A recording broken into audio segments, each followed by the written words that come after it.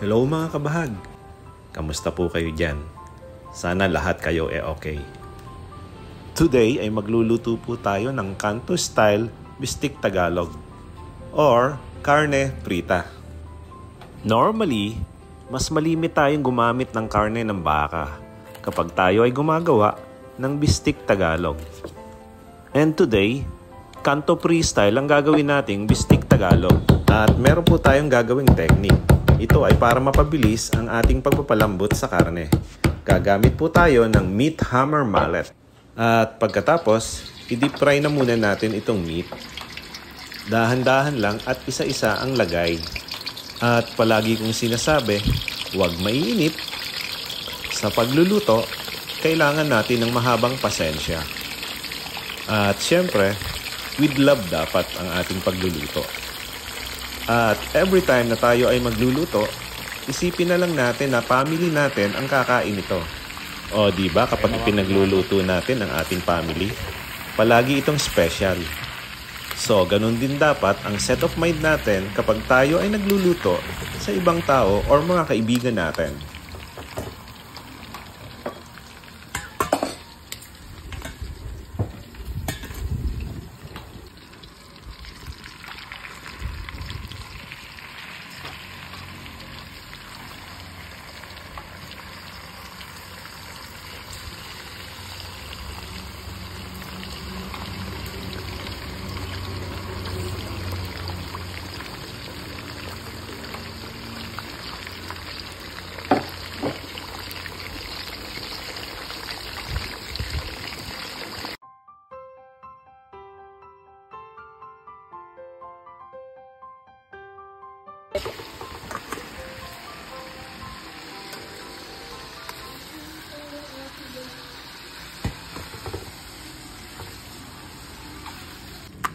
Unahin na rin nating igisa itong sibuyas. At pagkatapos, isunod na din natin itong bawang.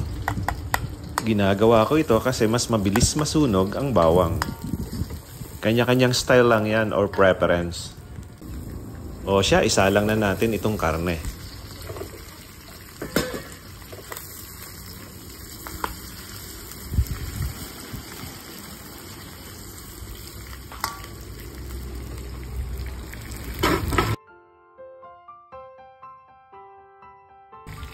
Lagyan na natin ng toyo. Wala po tayong specific brand na ginagamit dito. Lagyan din natin ng mushroom soy sauce. At pagkatapos, kikkoman. Ito pong kikkoman ay optional lamang. Depende na rin po sa inyo kung gagamit kayo nito. Ginagawa ko to kasi medyo maasim-asim ng konti yan. So added sour din po ito mamaya.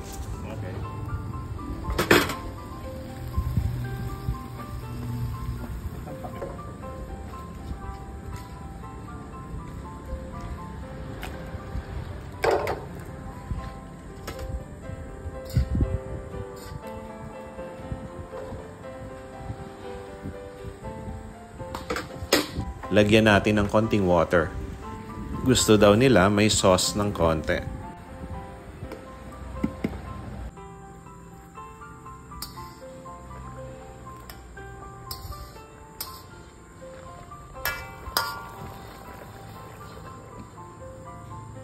Lagyan natin ng pepper powder.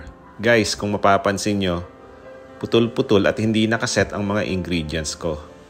Hindi pa kasi nagraran ang restaurant dito sa Ebeya. And normally, palaging outdoor cooking ang mga ginagawa ko dito sa aking vlogging.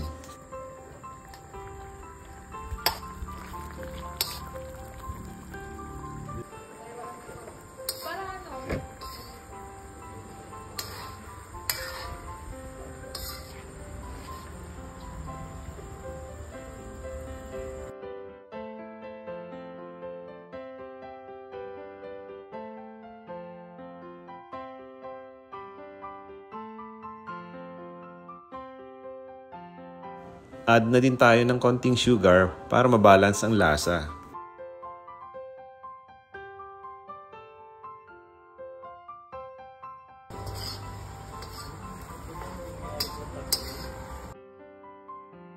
So eto, almost done na.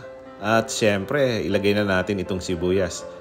Yun nga lang, medyo nabitin ako kasi kukunti lang yung na-prepared. And finally, lagyan na natin ng kalamansi. Pwede rin kayong gumamit ng lemon or kung ano lang yung available sa mga probinsya nyo or within the city.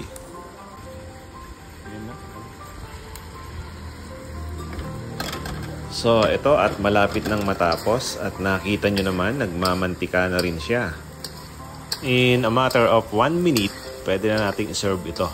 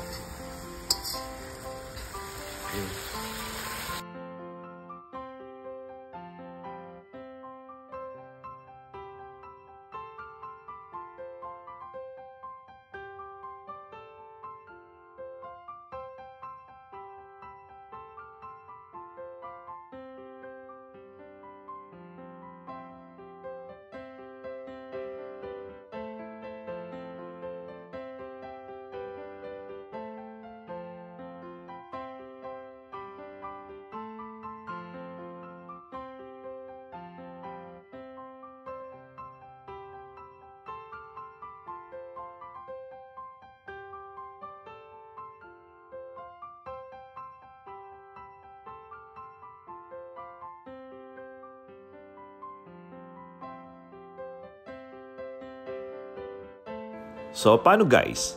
Thank you for watching. See you on my next video.